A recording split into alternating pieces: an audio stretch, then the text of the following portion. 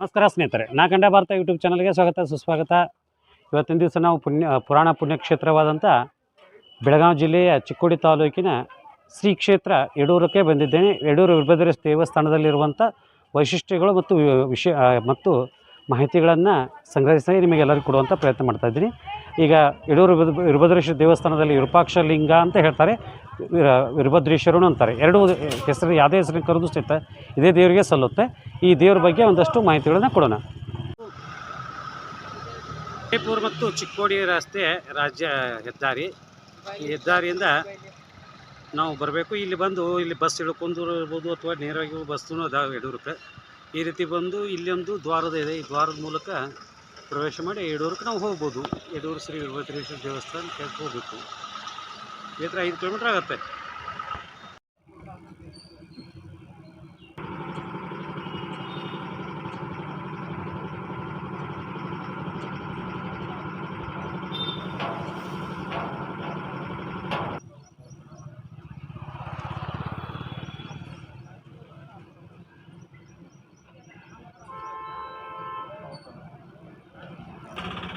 ಸ್ನೇಹಿತರೆ, ಇವತ್ತಿನ ದಿವಸ ನಾವು ಬೆಳಗಾವಿ ಜಿಲ್ಲೆಯ ಚಿಕ್ಕೋಡಿ ತಾಲೂಕಿನ ಶ್ರೀ ಕ್ಷೇತ್ರ ಪುಣ್ಯಕ್ಷೇತ್ರವಾದಂಥ ಶ್ರೀ ವೀರಭದ್ರೇಶ್ವರ ಸುಕ್ಷೇತ್ರ ಹಾಗೂ ವಿರೂಪಾಕ್ಷಲಿಂಗ ದೇವಸ್ಥಾನ ಅಂತಲೂ ಹೇಳ್ತಾರೆ. ಈ ದೇವಸ್ಥಾನಕ್ಕೆ ಬಂದಿದ್ದೆ. ನಾವು ಇಲ್ಲಿ ರಾಜ್ಯ ಹೆದ್ದಾರಿ ಚಿಕ್ಕೋಡಿ ಮತ್ತು ವಿಜಯಪುರ ರೋಡನ್ನು ಬಂದ ಸುಮಾರು 5 ಕಿಲೋಮೀಟ್ರ್ ಮಾಂಜ್ರಿಂದ ಬಂದು ಕಿಶಂದ್ರೆ ಇಲ್ಲಿ ಒಳಗೆ ಬರಬೇಕು. ಇಲ್ಲಿ ಒಂದು ಕೃಷ್ಣಾ ನದಿ ತೀರದಲ್ಲಿರುವಂಥ ಸ್ಥಳದಲ್ಲಿ ಪುಣ್ಯಕ್ಷೇತ್ರ ಇದೆ. ಈ ಕ್ಷೇತ್ರದಲ್ಲಿ ಬಂದು ನಾವು ದೇವರ ದರ್ಶನ ಮಾಡೋಣ.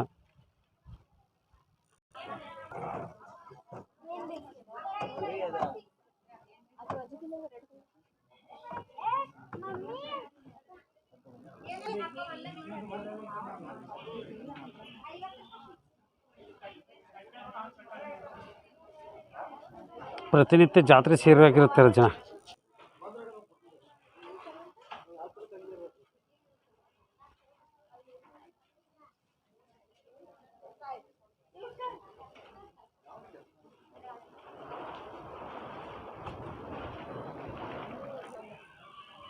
ಶ್ರೀ ಕ್ಷೇತ್ರದ ಮುಖ್ಯ ದ್ವಾರ ಮೇಲಿರುವಂಥ ದೇವತೆಗಳ ವಿವಿಧ ಚಿತ್ರಗಳು.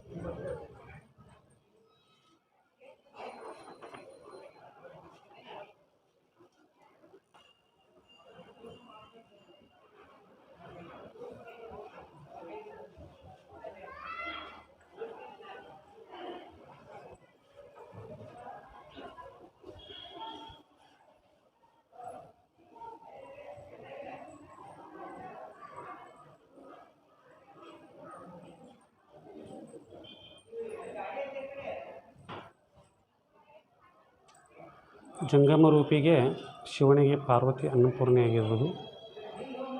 ಶ್ರೀಶೈಲ ಪೀಠದ ಶ್ರೀಶೈಲ ದೇವರು ಮಲ್ಲಿಕಾರ್ಜುನ ದೇವಸ್ಥಾನ. ಶ್ರೀಶೈಲ ಪರಮ ಮಕ್ಕಳಾದಂಥ ಅಕ್ಕ ಮಹಾದೇವಿ, ಜಗಜ್ಯೋತಿ ಬಸವಣ್ಣವರು ಕೂಡಲ ಸಂಗಮದಲ್ಲಿ ಐಕ್ಯವಾದಂಥ ಸನ್ನಿವೇಶ ಇದು. 12 ಜ್ಯೋತಿರ್ಲಿಂಗಗಳ ಒಂದೊಂದು ದೃಶ್ಯಗಳನ್ನು ಮಾಡಿದ್ದಾರೆ.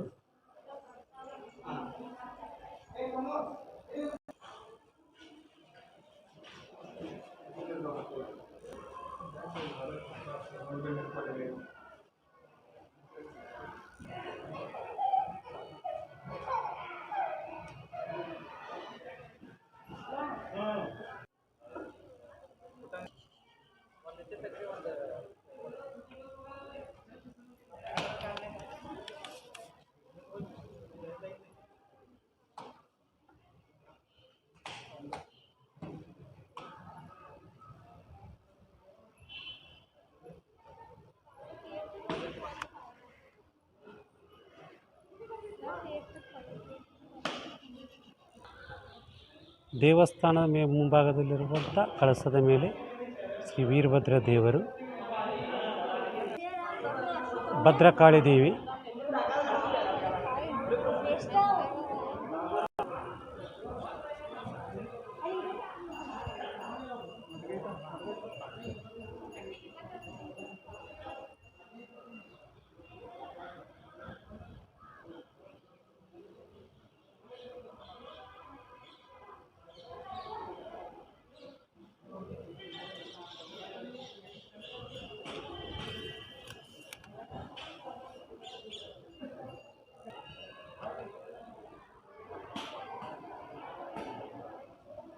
ದೇವಸ್ಥಾನದಾಗೆ ಹೋಗಿ ದೇವ್ರ ದರ್ಶನ ಮಾಡ್ಕೊಂಬರೋಣ. ಇದು ಶಿವನ ಅವತಾರವಾದ್ದರಿಂದ ಇಲ್ಲಿಯೂ ಸಹಿತ ಶಿವನ ನಂದಿಯಿಂದ ಈ ದರ್ಶನಕ್ಕೆ ಪ್ರಾರಂಭ ಆಗುತ್ತೆ. ಇಲ್ಲಿ ನಮ್ಮ ಗುರುಗಳಾದಂಥ ಸ್ವಾಮಿ ವಿವೇಕಾನಂದರಲ್ಲಿ ಒಂದು ದೃಶ್ಯ ಮಾಡಿದ್ದಾರೆ ಮತ್ತು ಶಿವಪಾರ್ವತಿ ಕಲ್ಯಾಣದ ಒಂದು ದೃಶ್ಯನ ಒಂದು ಚಿತ್ರಣ ಮಾಡಿದ್ದಾರೆ. ಈ ಶಿವಪಾರ್ವತಿ ಕಲ್ಯಾಣದ ಒಂದು ದೃಶ್ಯನ ಯಾಕೆ ಮಾಡಿದ್ದಾರೆ ಇಲ್ಲಿ ಅನ್ನೋದ್ರ ಬಗ್ಗೆ ಒಂದು ಕಥೆನ ಹೇಳ್ತೀನಿ ಮುಂದೆ. ಯಾರಾದರೂ ಅದ್ರ ಬಗ್ಗೆ ಮಾಹಿತಿ ಕೊಡೋರು ಸಿಕ್ಕರೆ ಹೇಳ್ತಾರೆ, ಇದ್ರ ಕೈಯಿಂದ ನಾನೇ ಹೇಳ್ತೀನಿ. ಶಿಲ್ಪಕಲೆಯೂ ತುಂಬ ಚೆನ್ನಾಗಿದೆ. ಬಹುಶಃ ಇದು ಒಂದು 1000 ವರ್ಷಗಳ ಹಿಂದಿನ ಇತಿಹಾಸದ ಹೊಂದಿರುವಂಥ ದೇವಸ್ಥಾನ ಇದೆ. ಅದರ ದೇವ್ರದ್ದು ಪೌರಾಣಿಕ ಕಥೆ ಇದೆ, ಆದರೆ ದೇವಸ್ಥಾನ ಇತಿಹಾಸ ಸುಮಾರು 1000 ವರ್ಷಗಳದ್ದು ಇತಿಹಾಸ ಇದೆ, ಕೆತ್ತನೆ ಇದೆ. ಯಾಕಂದರೆ ಇದು ಚಾಲುಕ್ಯರ ಕಾಲದ್ದು ದೇವಸ್ಥಾನ ಅನಿಸುತ್ತೆ ಪೂರ್ತಿ ನೋಡೋದು.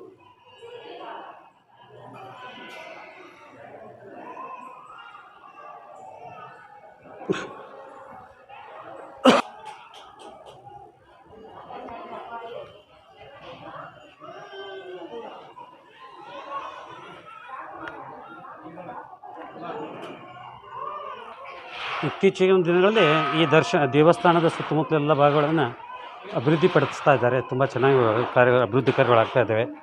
ಇಲ್ಲಿ ದಾಸೋಹ ಇರ್ಬೋದು, ಗೋಶಾಲೆ ಇರ್ಬೋದು, ಸಂಸ್ಕೃತ ಪಾಠಶಾಲೆಗಳು, ಗುರುಶಾಲೆ ಇರ್ಬೋದು, ಎಲ್ಲ ರೀತಿಗಳಿದ್ದಾವೆ. ಇದು ವೀರಭದ್ರೇಶ್ವರ ದೇವರ ಅಂದರೆ ವಿರೂಪಾಕ್ಷಲಿಂಗ ದೇವರ ಮುಖ್ಯ ದೇವಸ್ಥಾನ ಇದು. ಇನ್ನು ಹಿಂದುಗಡೆ ಇರೋದು ಭದ್ರಕಾಳಿ ದೇವಿಯ ದೇವಾಲಯ. ಈ ಮೊದಲ ದೇವರ ದರ್ಶನ ಮಾಡಿಕೊಂಡು ನಂತರ ಭದ್ರಕಾಳಿ ದೇವಿಯ ಒಂದು ದರ್ಶನ ಮಾಡೋಣ.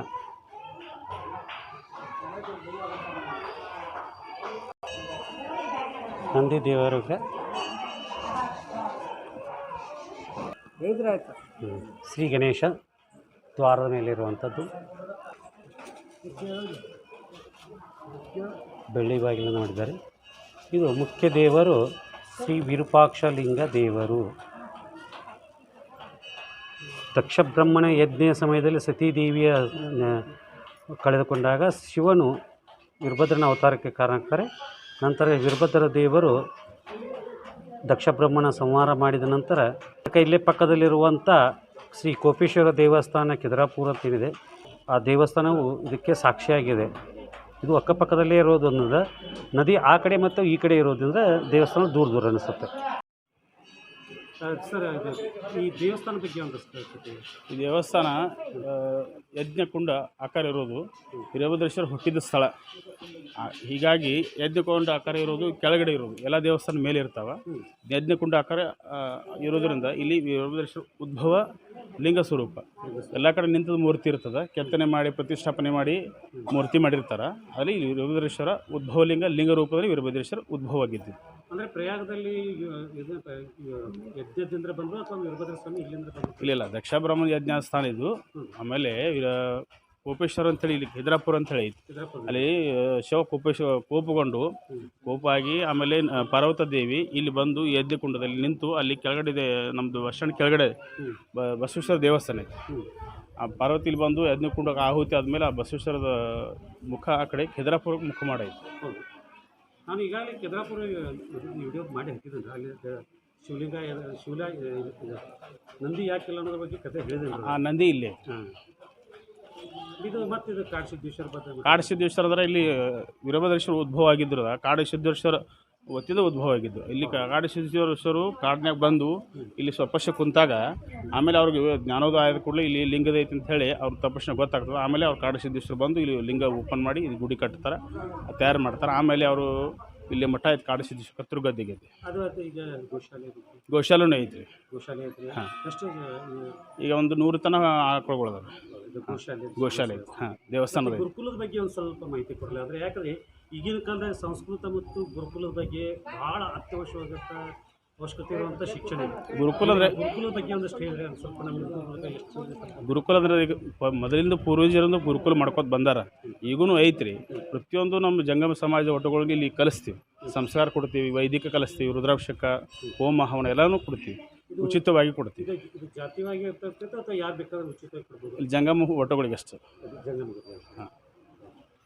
ಮತ್ತು ಇದ್ರ ಜೊತೆಗೆ ಮತ್ತು ಇದ್ರ ಸೇವಾ ಕಾರ್ಯಗಳು, ಸೇವಾಕಾರ ಪೂಜಾ ಇರ್ತಾವೆ, ಅಭಿಷೇಕ ಇರ್ತಾವೆ, ಆಮೇಲೆ ರುದ್ರಾಭಿಷೇಕ, ಜಲಾಭಿಷೇಕ, ಕ್ಷೀರಾಭಿಷೇಕ ಎಲ್ಲ ದೇವಸ್ಥಾನದಾಗ ಪೂಜಾ ಅರ್ಚನೆ ಎಲ್ಲ ಇರ್ತವೆ. ಕೃಷ್ಣಾ ನದಿಯ ಒಂದು ತೊಂದರೆ ವರ್ಷದ ಅದು ಇರೋದರ ಕೃಷ್ಣ ನದಿ ಮಹಾಪುರ ಇರೋದು, ನದಿ ಬರೋದು ಅದು ಇದ್ದೇ ಇರೋದು ವರ್ಷ.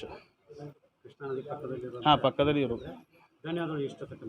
ನಮಸ್ಕಾರ ಸ್ನೇಹಿತರೆ, ಇದು ಇಲ್ಲಿವರೆಗೆ ಅವರು ನಮ್ಮ ಗುರೂಜಿಯವರು ಒಂದಷ್ಟು ಮಾಹಿತಿಗಳು ಕೊಟ್ಟಿದ್ದಾರೆ. ಈಗ ಭದ್ರಕಾಳಿ ದೇವಸ್ಥಾನಕ್ಕೆ ಹೋಗಿ ಬರೋಣ.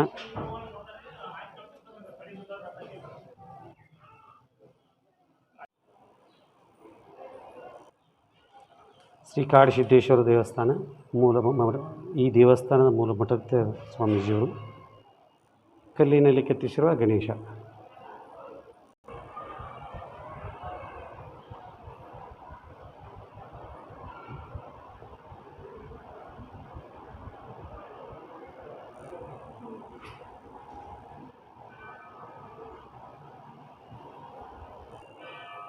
ಶ್ರೀ ವೀರಭದ್ರ ಉತ್ಸವ ಮೂರ್ತಿ ಭದ್ರಕಾಳಿ ದೇವಿ ದೇವಸ್ಥಾನ.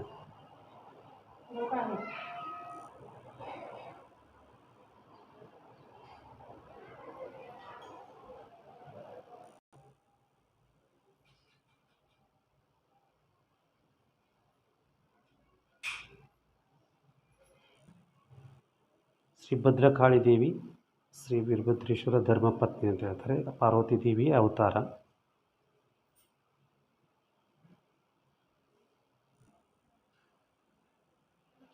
ಭದ್ರಕಾಳಿ ದೇವಿ ಬಗ್ಗೆ ಒಂದಷ್ಟು ವಿಷಯಗಳನ್ನು ಹೇಳಬೇಕು.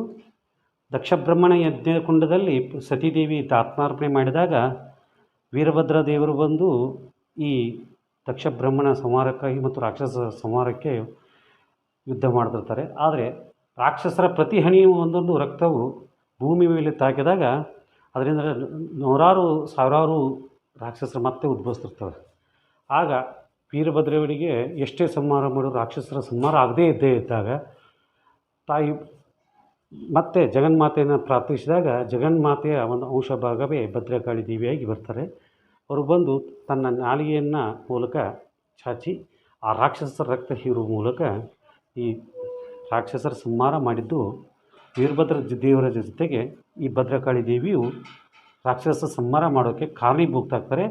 ಲೋಕ ಕಲ್ಯಾಣಕ್ಕಾಗಿ ಒಂದು ಮಹಾನ್ ಕಾರ್ಯ ಮಾಡಿದ್ದು ಭದ್ರಕಾಳಿ ದೇವಿ. ಇದು ಒಂದು ವಿಶೇಷತೆ.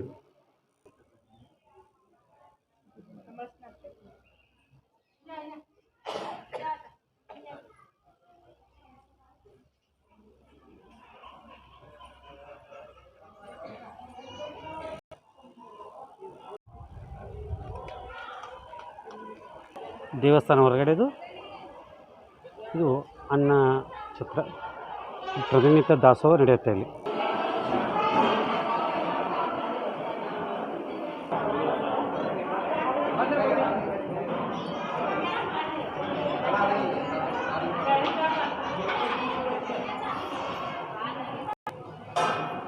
ಪ್ರತಿನಿತ್ಯ ದಾಸೋಹ ನಡೆಯುತ್ತೆ. ಇಲ್ಲಿ ಬಂದ ಯಾವುದೂ ಭಕ್ತಾದಿಗಳು ಉಪವಾಸ ಹೋಗೋದಿಲ್ಲ.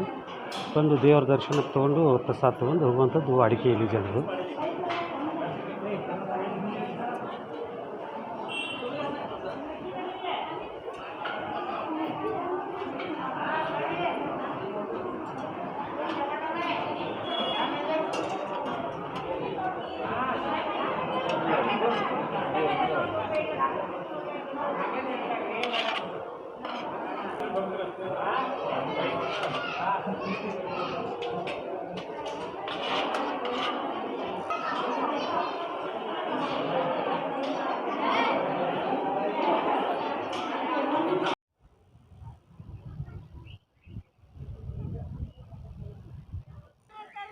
ಗೋ ಕೈಲಾಸ ಅಂತ ಒಂದು ಇಲ್ಲಿ ಕ್ಷೇತ್ರದ ಒಂದು ಗೋಶಾಲೆಯನ್ನು ಮಾಡಿದ್ದಾರೆ. ಗೋ ಕೈಲಾಸದಲ್ಲಿ ಗೋಗಳಿದ್ದಾವೆ. ಇದರ ಬಗ್ಗೆ ಒಂದು ಶಾರ್ಟ್ ವಿಡಿಯೋನೂ ಮಾಡಿದ್ದೆ ನಾನು ಬಹುಶಃ ಒಂದು 2 ತಿಂಗಳ ಹಿಂದುಗಡೆ. ಸ್ವಾಮೀಜಿಯವರು ಇಲ್ಲೇ ಒಂದು ಹಸುವಿಗೆ ಹುಲ್ಲನ್ನು ತಿನ್ನಿಸುತ್ತಿರುವಂಥ ದೃಶ್ಯವನ್ನು ಹಾಕಿದ್ದೆ. ತುಂಬ ಚೆನ್ನಾಗಿ ಯೂಸ್ ಆಗಿತ್ತದು. ಕಳೆದ ತಿಂಗಳೇ ಜುಲೈ ತಿಂಗಳದಲ್ಲೇ ಅನಿಸುತ್ತೆ ಬಹುಶಃ ಎಂಡಿಂಗ್ದಲ್ಲಿ.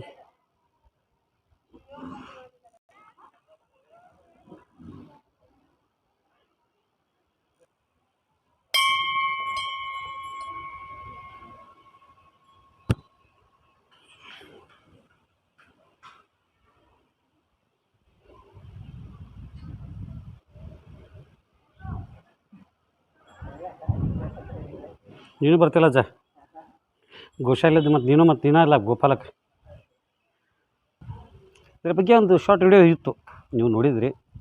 ಇದು ಇಲ್ಲಿ ಗೋಶಾಲೆ ಸುಮಾರು 100-150 ಹೆಚ್ಚು ಹಸುಗಳಿದಾವೆ. ಈಗ ಒಂದಷ್ಟು ಸಣ್ಣ ಅದಾವೆ ಅಷ್ಟೇ. ಇಲ್ಲಿ ದೊಡ್ಡ ಬಹುಶಃ ಹೊರಗಡೆ ಹೋಗಿರಬೇಕು. ನಾನು ಲಾಸ್ಟ್ ಒಂದು ಭಾಳ ಇದ್ದು ಸ್ನೇಹಿತರೆ. ಅಲ್ಲಿ ಕಾಣ್ತಾ ಇರೋದು ಕೃಷ್ಣಾ ನದಿ. ಕೃಷ್ಣಾ ನದಿ ತೀರದಲ್ಲೇ ಈ ನಮ್ಮ ಶ್ರೀ ಕ್ಷೇತ್ರ ಯಡೂರು ಇರುವುದು. ಯಡೂರ ಶ್ರೀ ವಿರೂಪಾಕ್ಷಲಿಂಗ ವೀರಭದ್ರೇಶ್ವರ ದೇವಸ್ಥಾನ, ಕಾಡಸಿದ್ದೇಶ್ವರ ಮಠ.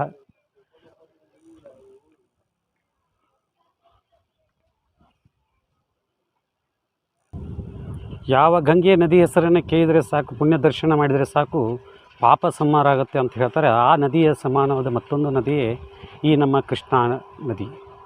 ಇದು ಕೃಷ್ಣಾ ನದಿಯು ಮಹಾರಾಷ್ಟ್ರ ರಾಜ್ಯದ ಸಾತಾರಾ ಜಿಲ್ಲೆಯ ಪಂಚಗಣಿ ಹತ್ತಿರ ಇರುವಂಥ ಮಹಾಬಳೇಶ್ವರ ಎಂಬ ಪುಣ್ಯಕ್ಷೇತ್ರದ ಹತ್ತಿರ ಈ ನದಿಯ ಉಗಮಸ್ಥಾನ. ಇದಕ್ಕೆ ಕೊಯ್ನಾ, ಭೀಮಾ, ಪಂಚಗಂಗಾ, ವೇದಗಂಗಾ, ದೂದ್ಗಂಗಾ ಈ ಸಾಕಷ್ಟು ನದಿಗಳು ಬಂದು ಸಂಗಮ ಆಗುತ್ತೆ. ಇಲ್ಲೇ ಈಗೇನು ನಾನು ತೋರಿಸ್ತಾ ಇದ್ದೆ ವಿಡಿಯೋ, ಇದರಲ್ಲೇ 1 ಕಿಲೋಮೀಟ್ರ್ ದೂರದಲ್ಲಿ ವೇದಗಂಗಾ ಮತ್ತು ದೂದ್ಗಂಗಾ ಬಂದು ಸಂಗಮ ಆಗುವಂಥ ಸ್ಥಳವೂ ಇಲ್ಲೇ ಇದೆ. ಇದು ಮುಂದೆ ಹರ್ಕೊಂಡು ಹೋಗಿ ಮುಂದೆ ಘಟಪ್ರಭಾ ನದಿ ಬಂದು ಸಂಗಮ ಆಗುತ್ತೆ. ಮುಂದೆ ಘಟಪ್ರಭಾದ ಆಲ್ಮಟ್ಟಿ ಜಲಾಶಯ ಇದೆ. ಅದರ ನಂತರ ಕೂಡಲ ಸಂಗಮದ ಹತ್ರ, ಅಂದರೆ ಕೂಡಲ ಸಂಗಮ ಹತ್ರ ಮಲಪ್ರಭಾ ನದಿ ಈ ನದಿಗೆ ಸಂಗಮ ಆಗುತ್ತೆ. ಅಲ್ಲಿ ನಮ್ಮ ಶರಣ ಸಂಸ್ಕೃತಿ ಉದ್ಧಾರಕ ಹಾಗೂ ವಿಶ್ವಗುರು ಜಗಜ್ಯೋತಿ ಬಸವಣ್ಣವರ ಐಕ್ಯ ಸ್ಥಾನವಾದಂಥ ಕೂಡಲ ಸಂಗಮ ಇರುವುದು ಈ ಪುಣ್ಯ ನದಿಯ ದಡದಲ್ಲಿ. ಜಗಜ್ಯೋತಿ ಬಸವಣ್ಣವ್ರ ಜೊತೆಗೆ ಅಲ್ಲದೆ ಸಾಕಷ್ಟು ಶರಣೆಯರನ್ನು ದಾಸರನ್ನು ಮತ್ತು ಕಂಡಂಥ ಶ್ರೇಷ್ಠ ನದಿ. ಹಾಗೂ ಪುಣ್ಯಕ್ಷೇತ್ರಗಳು ಮತ್ತು ಸಾಕಷ್ಟು ಸಿದ್ಧಿ ಕ್ಷೇತ್ರಗಳು ಇರ್ಬೋದು, ಅತಿಶಯ ಕ್ಷೇತ್ರಗಳಿರ್ಬೋದು, ಪವಾಡ ಕ್ಷೇತ್ರಗಳಿರ್ಬೋದು, ಸಾಕಷ್ಟು ಕಥೆಗಳನ್ನು ಮತ್ತು ಇತಿಹಾಸನ ಹೊಂದಿದಂಥ ನದಿ ಈ ಪುಣ್ಯ ನದಿ ಕೃಷ್ಣಾ ನದಿ. ಈಗ ಮಳೆಗಾಲ ಇರೋದನ್ನ ಸ್ವಲ್ಪ ನದಿ ಮಟ್ಟದ ಅಪಾಯ ಮಟ್ಟ ನೀರು ಹರಿತಾ ಇದೆ.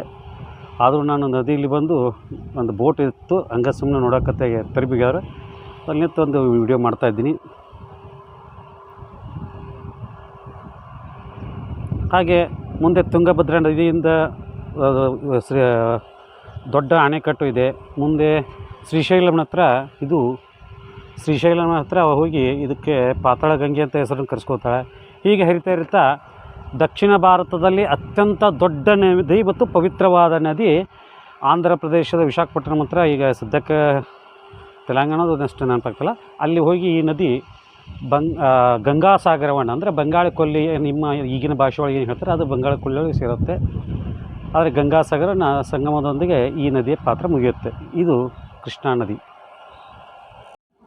ಸ್ನೇಹಿತರೆ, ಇಲ್ಲವರೆಗೆ ತೋರಿಸಿದಂಥ ಶ್ರೀ ಕ್ಷೇತ್ರ ಪುಣ್ಯಕ್ಷೇತ್ರ ಯಡೂರ ವೀರಭದ್ರೇಶ್ವರ ದೇವಸ್ಥಾನ, ವಿರೂಪಾಕ್ಷಲಿಂಗ ದೇವಸ್ಥಾನದ ಬಗ್ಗೆ ಇರ್ಬೋದು, ಕಾಡಸಿದ್ದೇಶ್ವರ ಮಠ, ಅಮ್ಮನವರ ಬಗ್ಗೆ ಇರ್ಬೋದು, ಹಾಗೆ ಕೃಷ್ಣಾ ನದಿ, ಗೋಶಾಲೆ, ಇವೆಲ್ಲ ಸಾಕಷ್ಟು ವಿಷಯಗಳ ಒಳಗೊಂಡಂತೆ ಕೆಲವೊಂದು ವಿಷಯಗಳನ್ನು ತೋರಿಸಿದ್ದೀನಿ. ಇದೆಲ್ಲ ನಿಮಗೆ ವಿಡಿಯೋ ಇಷ್ಟ ಆಗಿದ್ದರೆ ನಾಕಂಡ ವಾರ್ತೆ ಯೂಟ್ಯೂಬ್ ಚಾನಲನ್ನು ಸಬ್ಸ್ಕ್ರೈಬ್ ಮಾಡ್ಕೊಳ್ಳಿ. ಹಾಗೆ ನಿಮ್ಮ ಸ್ನೇಹಿತರಿಗೂ ಈ ವಿಡಿಯೋನ ಶೇರ್ ಮಾಡಿ ಅಂತ ನೆನೆಸ್ಕೊಳ್ತೀನಿ. ಧನ್ಯವಾದಗಳು. ನಮಸ್ಕಾರ.